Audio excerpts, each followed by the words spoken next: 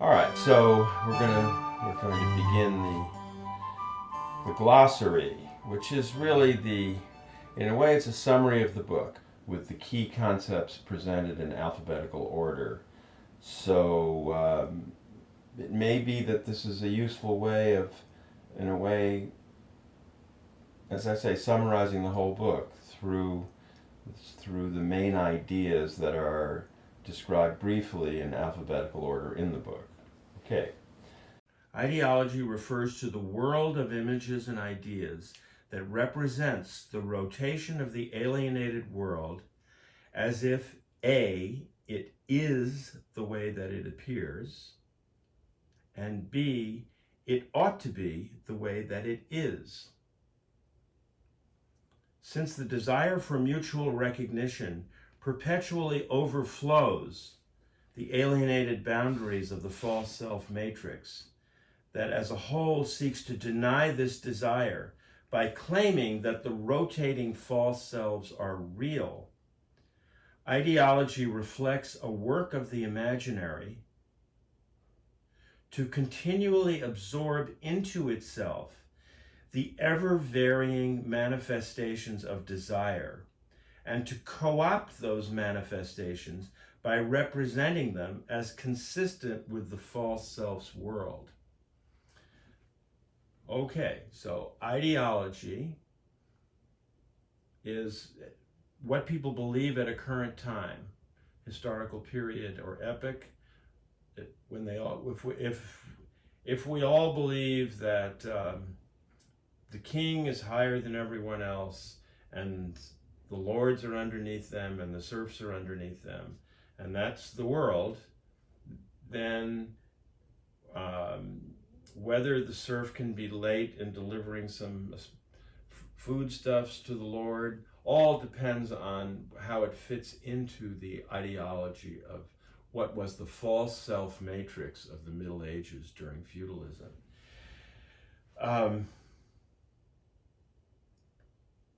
When the Doors came out with Light My Fire, the song Light My Fire, and in its moment, that was a radical song, a kind of breakthrough song about sexuality, and not just sexuality, but inspiration that we can give one another. Light my fire, bring me to life. The response of the culture, one response of the culture was, let's say, Ed Sullivan would not let, when Jim Morrison went on the Ed Sullivan Show, Ed Sullivan would not let him say, girl, we could get so much higher, whatever it was. He said it anyway, Jim Morrison, and broke the norms of the false self matrix of what Ed Sullivan was trying to contain. But the ideology of the period was, you're not supposed to say this sort of thing on television.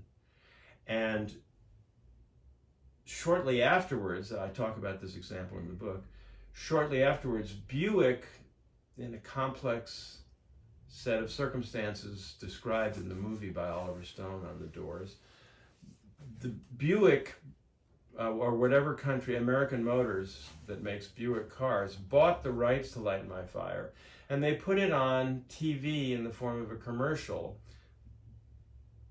in which the actors were dancing around a Buick saying, light my fire, light my fire, light my...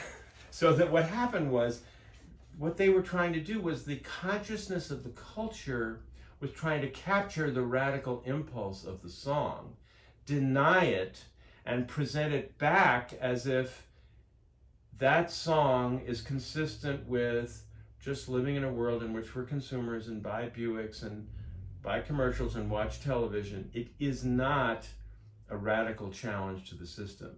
So ideology absorbs radical challenges, radical longings, and presents them back in terms of why the existing false self system both is reality, that's what is, and what is true, and it's reality the way it ought to be. When social movements rise up to challenge the system, they always carry, liberatory social movements always carry within them the desire to bring into being true relations between people. It's the rising force of the movement, the manifestation of authentic human connection where there hadn't been before. The movement in fighting against injustice creates a new ground on which people can fully see each other. But law, historically, has co-opted aspects of social movements by taking the demands of the social movement and taking the radical energy out of them and appearing to grant the demands. Workers rise up in the 1920s and 30s because they want to create an egalitarian world in which workplaces are democratic and are run cooperatively. The law resists it and tries to smash the labor movement at first, but it's too powerful. So eventually it recognizes the validity of the union, but it translates what the union wants into a form that says what you want is higher wages and safer working conditions, not to challenge the whole hierarchy of the workplace.